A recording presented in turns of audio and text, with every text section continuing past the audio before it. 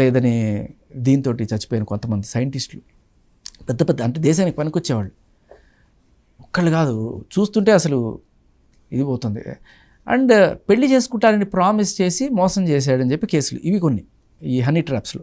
అదేంటంటే రిలేషన్లో ఉన్నప్పుడు సరే ఎదురు లివ్ ఇన్ సంసారం కూడా చేసేసారు. తర్వాత ఫైనల్గా ఒకరోజు నీవిడ వెళ్ళి పోలీస్ కేసు పెడుతుంది. ఇది రాజ్ తరుణ్ మీద పెట్టింది అదే 493. పెళ్లి చేసుకుంటే ఆయన ప్రామిస్ చేసి నాతో సంసారం చేసి ఇప్పుడు నన్ను వదిలేశాడు, ఇప్పుడు నా బతికేంటి అని కేసు పెడితే ఇప్పుడు వాళ్ళకి 10 ఏళ్ళ వరకు జైలు శిక్ష అట. 7 ఏళ్ళు 10 ఏళ్ళు. అది ఇదే రివర్స్లో మీరు ఆలోచించండి. ఇదే ఒక అమ్మాయి కనుక అబ్బాయిని వద్దనుకొని నాకు వీడికన్నా బెటర్ సంబంధం వచ్చింది అని చెప్పి ఆవిడ అమెరికా సంబంధం చేసుకుని వెళ్ళిపోతే వీడి కనీసం నాకు అన్యాయం జరిగిందని చెప్పుకోవడానికి ఒక సెక్షన్ కూడా లేదు. అది అన్యాయం కింద పరిగణించరు. దురదృష్టవశాత్తు ఈ మాట కింద నన్ను ట్రోల్ చేసి కమెంట్ పెట్టినా సరే అదే అమ్మాయి గనక మోసం చేస్తే అది స్త్రీ హక్కు కింద పరిగణించబడుతుంది. అదే అబ్బాయి గనక మోసం చేస్తే అది హక్కు కాదు, స్త్రీ హక్కుల ఉల్లంఘన. ఇక్కడ 2 హక్కులే. ఆవిడకి హక్కులు ఉంటాయి, బాధ్యతలు ఉంటాయి. అంతే, మగాడికి హక్కులు ఉండవు, బాధ్యతలు మాత్రమే ఉంటాయి. అంతే, వాడి బాధ్యతలు ఉంటాయి, మనసు ఉండదు. అండ్ నో అన్నా కూడా చాలా హుందాదనంతో తీసుకోవాలి. స్త్రీ మాత్రం నో అనొచ్చు, ఎవరైనా నో అన్నా తిరిగి ప్రతిఘటించాలి. ఒకటి చెప్తారు చూడండి, పింక్ సినిమాలో కూడా వచ్చింది, వకీల్ సాబ్లో కూడా వచ్చింది. When women says no it's no. అది ఎందుకు ఉమెన్ అన్నారంటే when man says no it's not no. వాడికి నో అనే హక్కు లేదు, చచ్చినట్టు పడి ఉండాలి అంతే. అది ప్రస్తుతం ఉన్న చట్టం. అదే ఈ చట్టాలని ఉల్లంఘించే లేకపోతే వాళ్ళ ఆసరా కోసం తీసుకునే అబ్బాయిలు ఉన్నారు, అమ్మాయిలు ఉన్నారు.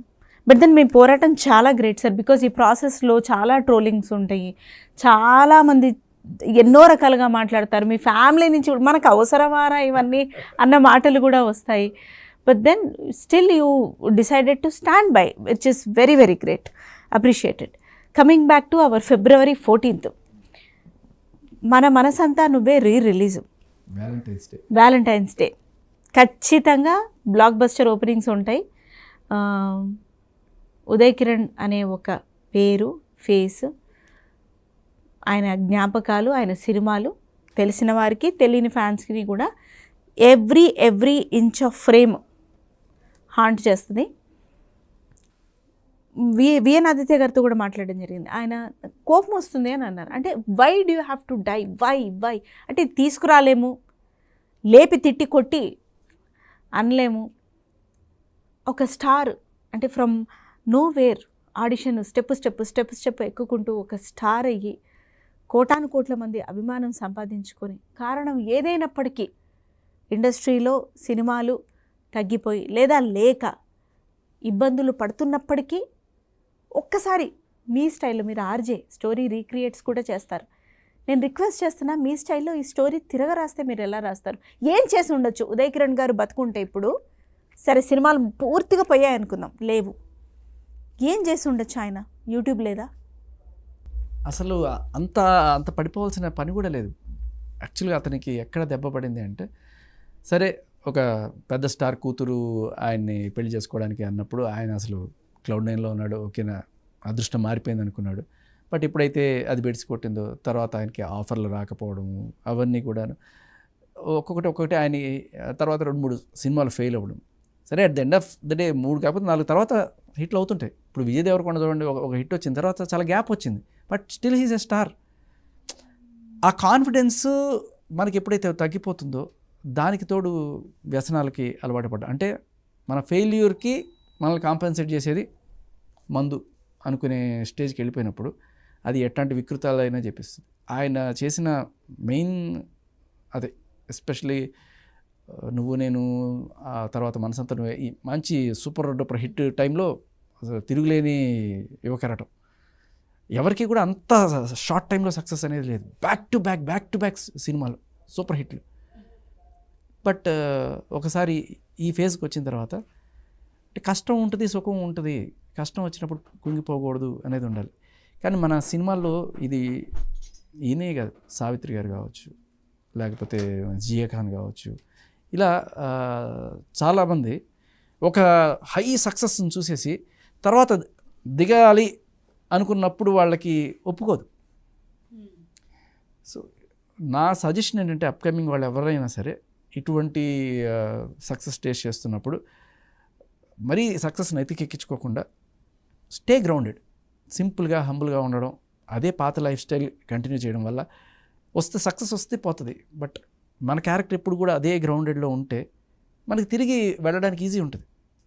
మనం అంత ఎత్తుకు ఎదిగిపోయిన తర్వాత సడన్గా ఒక 5 కోట్లు లేకపోతే 6 కోట్లు రెమ్యూనరేషన్ నుంచి 50 లక్షలు ఇస్తాం, 30 లక్షలు ఇస్తాం అంటే నేను చేయను ఎన్ని చేయవు, అలా చేయకుండా మళ్ళీ ఇది అయిపోతుంది. అండ్ మెయిన్ థింగ్ ఏంటంటే ఇటువంటివి ట్యాకిల్ చేయడానికి సావిత్రి గారు కావచ్చు, నేను కావచ్చు, సేమ్ ఎగ్జాంపుల్. మందుకు అలవాటు పడ్డాడు మనిషి. అలవాటు పడ్డం ఎలా అంటే అసలు లిటరలీ ఇంటర్వ్యూస్కి వచ్చేటప్పుడు కూడా యూస్ టు స్మెల్. నేను తప్పు పట్టను, అంటే ఆయన ఏదో వేరే రకంగా వ్యసనాలుగా కానీ ఆయన బాధని దిగమించుకోవడానికి ఆయన ట్రై చేశాడు. ఆఖరికి తమిళ్లో కూడా వెళ్ళి ట్రై చేశాడు. అవును, సినిమా కూడా చేయడం జరిగింది. సో మెయిన్ థింగ్ ఆ సక్సెస్ చూసి సడన్గా డౌన్ఫాల్ అయినప్పుడు మనల్ని వెన్నంటి పెట్టుకొని మనకి కాన్ఫిడెన్స్ ఇచ్చి ఒక మిత్రుడు, ఒక తమ్ముడు, లేకపోతే భార్య వీళ్ళు ఉన్నప్పుడు అది వేరే ఉంటుంది. వాళ్ళే మనల్ని పోరా అని చెప్పి చులకనగా చూశారు అంటే మాత్రం ఆ మనిషి ఇంక నేను ఎవరి కోసం బతకాలి అనుకునే స్టేజ్కి వెళ్ళినప్పుడు మందుకు అలవాటు పడతాడు. ఇంకా తర్వాత లాస్ట్ స్టెప్ సూసైడ్ దాకా వెళ్తుంది. అంటే మీరు చెప్పిన దాన్ని బట్టి చూస్తే ఒకరికి కుదిరితే సపోర్ట్ ఇవ్వాలి, కుదరకపోతే కామ్గా ఉండాలి తప్పితే ఆల్రెడీ పడిపోతున్న వాళ్ళ కాన్ఫిడెన్స్ని డిమిన్ చేయకూడదు. ఏమండి కొన్నిసార్లు ఇప్పుడు ఆయన బాగా సంపాదించిన రోజుల్లో భార్యకి బాగా పెడతాడు. ఎవరన్నా భర్త అంటే మొగుడు సంపాదన అంతా భార్య ఒంటి మీదే కనబడుతుంది, నగలు కానీ ఇవన్నీ కూడా అని చెప్తారు. మొగుడి వైభవం అంతా భార్య ఒంటి మీద కనబడాలి పెద్దవాళ్ళు చెప్తుంటారు కదా. కానీ ఏదో ఒక ప్రాబ్లం అయ్యి మొగుడికి ఏదన్నా సంపాదించలేని సిచ్యువేషన్లో ఒకవేళ భార్య సంపాదిస్తుంది అనుకోండి, ఇన్నాళ్ళు నేను చూసుకున్నాడు కదా, నువ్వు సంపాదించి పెట్టు. బట్ అవతల 11 years బ్యాక్ తనగా అంటే అప్పుడు వాళ్ళు వైఫ్ చెప్పిన ప్రెస్ మీట్లో కూడా ఆయన కనుక ఒకసారి బయటకు వచ్చి చెప్తే అసలు ఆయనకు లేని సపోర్టే లేదండి, ఆయన ఏం చెప్పలేదు. I still remember that words, having said that అండి, నేను అది మళ్ళీ చూడలేదు. అంటే ఒక ఇంపాక్ట్, ఒక ఆడియన్గా ఆయనకు లేని సపోర్ట్ అంటూ లేదని మాట్లాడుతున్నారే. ఒక ఇన్సైడర్గా ఆయనని దగ్గరగుండి చూసిన మనిషిగా, నాట్ జస్ట్ ఆయన డెత్ జర్నీలో కూడా కాదు, ఆయన ఉన్నప్పుడు కూడా మీరు ఆయనతో ఉన్నారు. అందుకే నేను మిమ్మల్ని అడుగుతున్నాను. మీరు ఎందాక అన్నారే 100 గంటలు నాన్ స్టాప్గా చేశానని చెప్పి. 100 గంటలు నాన్ స్టాప్గా చేసినప్పుడు నాకు తోడున్నది ఉదయ్ కిరణ్. ఆ లాస్ట్ ఫేజ్ ఏదైతే ఉందో అది 3 రోజులు మేల్కొండ ఈజీ. 4th డే ఇంకా అంటే ఫైనల్ డే, అది ఆ ఫైనల్ డేన మ్యారథాన్ చేసేప్పుడు ఈ స్టూడ్ బై మీ, వచ్చి రేడియోలో నా పక్కనే కూర్చున్నాడు. ఇప్పటికి మీరు కొడితే మీకు గూగుల్లో దొరుకుతాయి, పక్కనే కూర్చున్నాడు. ఇక్కడ మనిషి పాపం హంబులే, చాలా కాకపోతే ఆయనకి సక్సెస్ ఫెయిలియర్ ఎట్లా తీసుకోవాలో పాపం అర్థం కాలేదు. లేదు పొగరలేదు ఇప్పుడు లేదు. కానీ ఇప్పుడు ప్రొడ్యూసర్లు ఇది ఒక ఆసరాగా తీసుకొని ఇంకా తక్కువగా చేయి అని చెప్పి అడగడం, దానికి ఆయన ఒప్పుకోలేకపోవడం. సో అది ఆయనకి తీసుకోలేకపోయిన సిచ్యువేషన్ అనమాట. సో బెంచ్లో తిరిగి అదే నిందాక చెప్పాం కదా, పూల మీద చోటకట్ల అమ్మడం అనే సిచ్యువేషన్ మీరు గమనించండి. ఇది మన పేట్రియార్కీ వ్యవస్థ వల్ల కూడా ఒక ప్రాబ్లం. ఇది చిన్నప్పటి నుంచి మనల్ని ఎలా పెంచుతారంటే, మగాడు అంటే పోషించాలి, పురుషుడు అంటే పోషణ, పురుషుడు అంటే పౌరుషం, ఉద్యోగం పురుష లక్షణం. సో ఒకవేళ కనుక భార్య సంపాదన మీద బతికితే మనం ఎందుకు పనికి మాలిన వేస్ట్గా ఆడడం అనే టైప్లో కొన్ని సినిమాలు కూడా అలాగే చూస్తారు కూడా. ఎందుకు మనకి రీసెంట్గా ఆవిడ పేరు ఏంటంటే బాక్సర్ మేరీకామ్, అంత ఇంటర్నేషనల్ మెడల్స్ చేసి కూడా ఆడు నా సంపాదన మీద బతుకుతాడు, వాడు సిగ్గులేదు వాడికి అని చెప్పండి. ఆ ఇంట్లో పిల్లల్ని చూసుకోవడం అన్నీ చేస్తున్నాడు కదా ఆయన ఒక పక్క. సరే నీకు సక్సెస్ వచ్చింది, ఆయనకి రాలేదు. ఆయన అంటున్నాడు ఆవిడ సక్సెస్ కోసం I stood by and left it. అదే కదా, అంటే ఇదే మగాడంటే ఒక ఇది నా డ్యూటీ, నేను చెయ్యాలి, నేను కాకపోతే ఎవరు చేస్తారు మా ఆవిడకి అనే ఇది ఉంటుంది. అంటే ఆవిడకి సిగ్గులేదు, ఆడదాని సంపాదన మీద బతుకుతాడా వీడు అని ఒక సక్సెస్ సాధించిన అంతటి ఇండిపెండెంట్ ఉమెనే అట్లా మాట్లాడగలిగారు. ఈవిడ మాట్లాడింది. మన ఉదయ్ కిరణ్ విషయం నేను చెప్పట్లేదు, జరుగుండొచ్చు, జరగకపోయినా చిన్న మాట అన్నా కూడా ఇక్కడ మగాళ్ళకి ఎలా ఉంటుందంటే, నేను సంపాదించట్లేదు కాబట్టి నువ్వు అన్నావు అనే ఒక ఇన్ఫీరియారిటీ కాంప్లెక్స్కి వెళ్ళిపోతారు. అది తర్వాత వాగ్వాదాలు పెరిగి ఇది సొసైటీకి కూడా దారితీస్తుంది. సో మనం అలా కండిషన్ చేయబడ్డాం. అదే ఆవిడకి ఉద్యోగం లేదనుకోండి, సరే ఒక 5 ఏళ్ళు ఉద్యోగం చేసింది, పిల్లలు పుట్టారనో ఏదో మెటర్నిటీ లీవ్ తీసుకుంది, తర్వాత వెళ్ళలేకపోయింది, షీఈస్ డూయింగ్ హౌస్ హోల్డ్ ఏదో చేసుకుంటుంది, పిల్లల్ని చూసుకుంటుంది ఉంటుంది. ఏ మొగుడు నువ్వు ఉద్యోగం చేయట్లేదు అది అన్నా కూడా ఆవిడ పెద్ద పట్టించుకోదు. ఒకవేళ పట్టించుకున్నా తిరిగి ఆవిడ 100 మాటలు అనొచ్చు, లేదు దాని మీద ఒక పెద్ద డిస్కషన్ జరగచ్చు, నెక్స్ట్ టైం నుంచి అతనికి అనాలనున్నా కామ్ అయిపోయి ఉండొచ్చు. ఇక్కడ ఈ మాట అంటే మాత్రం అది తీసుకోలేరు మగాళ్ళు.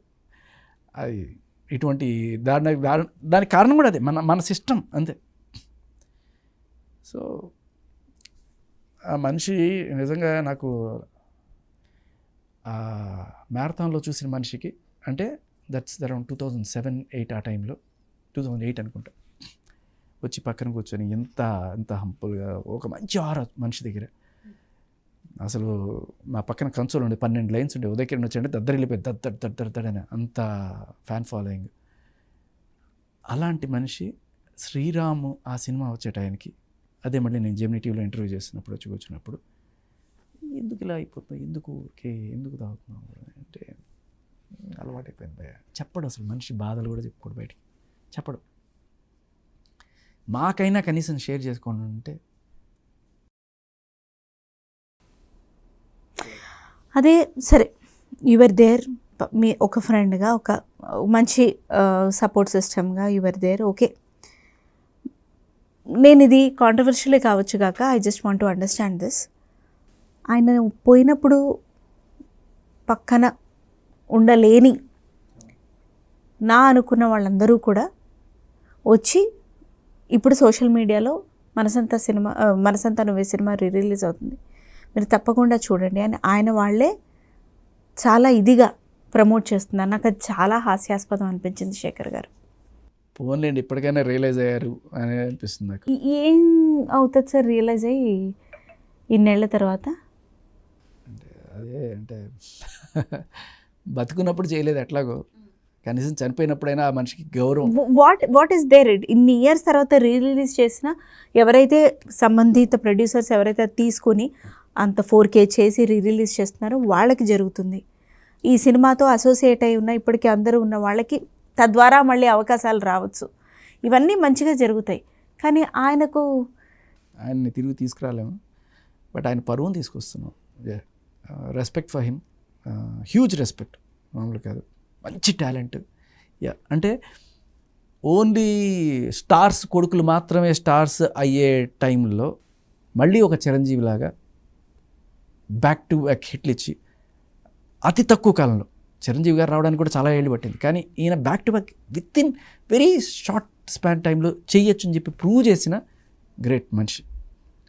నీలో టాలెంట్ ఉంటే నిన్ను ఆపేదేవాడు అనడానికి ఎగ్జాంపుల్ ఉదయకిరణ్. చాలామందికి ఇన్స్పిరేషన్. ఇవాళ ఆయన ఆగిపోయాడు.